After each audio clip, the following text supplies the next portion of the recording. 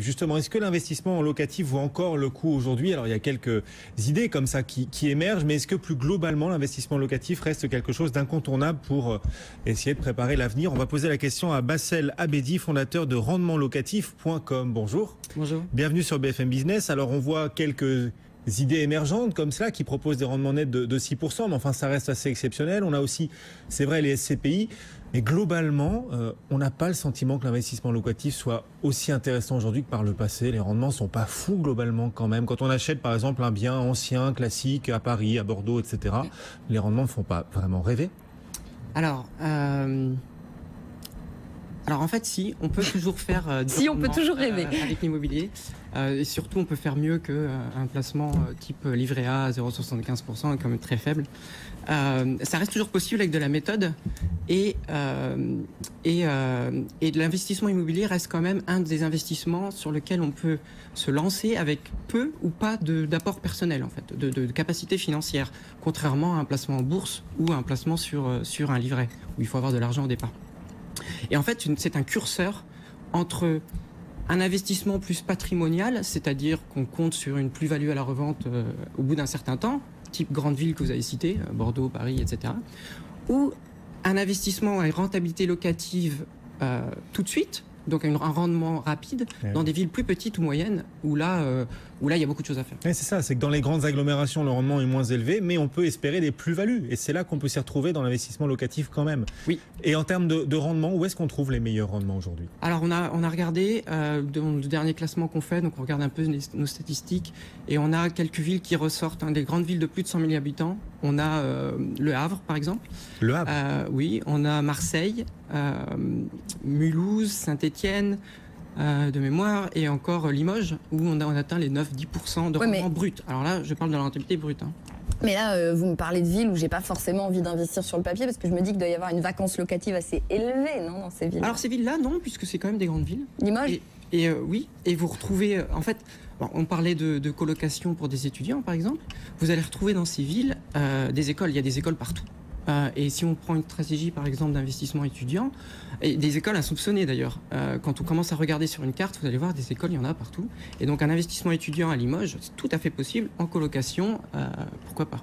Par exemple, le problème avant de se lancer dans l'investissement locatif, c'est qu'on n'est jamais sûr à l'avance du rendement qu'on va obtenir. Là, vous parlez des rendements bruts, moyens, voilà, mais quand on investit dans un bien, le bien ne sera pas forcément dans la moyenne des rendements de la ville. Et puis en plus, il faut tenir compte du crédit, des charges, etc., etc. Vous proposez, c'est là votre originalité, votre utilité. Vous proposez des simulateurs, c'est ça, des simulateurs de rendement pour ceux qui veulent faire de l'investissement locatif. C'est ça. Donc à partir d'une annonce immobilière quelconque, on peut simuler la rentabilité de cet investissement avec tout type de fiscalité, que ce soit dans le neuf, dans l'ancien, dans le meublé, dans le nu, etc. Même via une société, une SCI par exemple. On peut faire cette simulation pour son cas personnel avec ses revenus personnels et obtenir le rendement net tout compris, impôt compris, et le coût tout compris, et le comparer à un placement classique type assurance vie ou livret A. Oui. Voilà. Et alors justement, vous qui réalisez des simulations de rendement, comment booster le rendement? Est-ce qu'il y a des modèles, des exemples, des situations, des formes d'investissement qui permettent d'obtenir un meilleur rendement que d'autres? Alors oui, ça va être souvent en faisant de la qualité. Donc c'est en allant chercher du haut de gamme, en allant chercher des biens, en fournissant des biens de qualité. Pourtant, on les achète plus cher. Alors en fait, c'est un investissement. En fait, il faut voir l'investissement immobilier comme une petite entreprise. On parlait tout à l'heure de la colocation et le fait de meubler un appartement avec goût et de le louer par exemple à des étudiants en colocation. Donc ça va devenir un cercle vertueux pour l'investissement à l'avenir. Pourquoi? Parce que vous allez louer plus cher, parce que vous allez créer le coup de cœur au moment où le parent vient avec son enfant pour visiter l'appartement, ce qui fait que vous allez louer plus vite. Parce que ça rassure les parents, au lieu de trouver la chambre de bonne. Et surtout face à la concurrence, c'est-à-dire que vous allez vous démarquer de la concurrence qui n'a pas fait cet investissement. En plus, vous êtes dans un mode meublé de fiscalité où ces meubles sont défiscalisables, comme dans une entreprise. Donc finalement, vous réduisez votre impôt, voire vous ne payez pas d'impôt pendant quelques années. Donc c'est un cercle vertueux. En plus, l'étudiant va lui-même trouver le locataire suivant parce qu'il adore l'appartement et parce que c'est génial. Et en plus, vous diminuez les dégradations puisque c'est propre. on n'a pas envie de dégrader quelque chose de propre. D'accord. Donc, voilà. ne pas hésiter à réaliser des travaux, en gros. Donc, Exactement, oui aussi. Faire du bien à un bien le plus haut de gamme possible, ça permet en effet d'augmenter le rendement. Privilégier plutôt les petites que les grandes surfaces aussi. On loue plus cher un mètre carré d'une petite surface que d'une grande surface? Oui, alors oui. Donc si on prend une petite surface, pour un étudiant, ça va être beaucoup plus rentable. Mais avec une grande surface, on peut y arriver aussi avec la colocation, par exemple. Et oui. en fait, à toute surface, on peut aussi acheter un immeuble de rapport. Enfin, mais voilà, imaginons, j'ai 300 000 euros à investir. Mieux vaut acheter plusieurs studios qu'un grand appartement à 300 000 euros. C'est ça l'idée? Pas forcément. Pas forcément. Raté, les deux sont possibles. Les deux sont possibles. Et en fait, c'est une question de stratégie et de bon sens.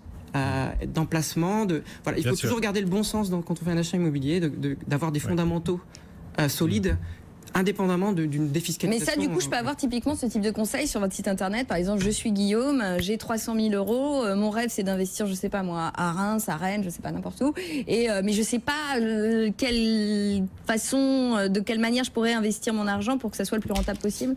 Alors tout à fait, faites bien de poser la question, c'est qu'on a un service aujourd'hui qui va permettre en fait de rentrer en contact avec un expert de l'immobilier, un coach, que ce soit un fiscaliste, un comptable, quelqu'un qui a une expérience qui va vous conseiller, et donc vous pouvez l'appeler et vous allez en fait payer une prestation de cette personne à la seconde près du conseil téléphonique, du temps que vous passez avec cette personne. Voilà. C'est un nouveau service qu'on propose. Et ça, c'est sur votre site internet, bien nommé rendementlocatif.com. C'est ça. Et aujourd'hui, puisque c'est un service gratuit en partie et par abonnement pour avoir plus de fonctionnalités, si vous faites rendementlocatif.com /BFM, vous avez une offre spéciale, un bon de réduction valable aujourd'hui uniquement. Voilà. C'est sympa ça. Et surtout, je précise à nos auditeurs, téléspectateurs, que vous avez intégré aussi les dispositifs fiscaux les plus simples comme les plus compliqués.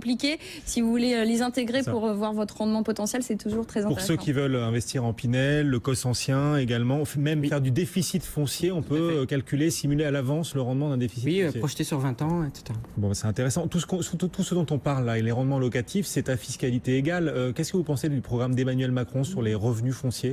Qu'est-ce que ça peut changer? Alors j'ai regardé un peu, c'est plutôt positif. De ce que j'ai vu, on a par exemple une réduction des frais de mutation qui sont une partie des frais de notaire pour l'acquéreur sous réserve de faire d'améliorations énergétiques. Donc je trouve ça très, très bénéfique pour tout le monde.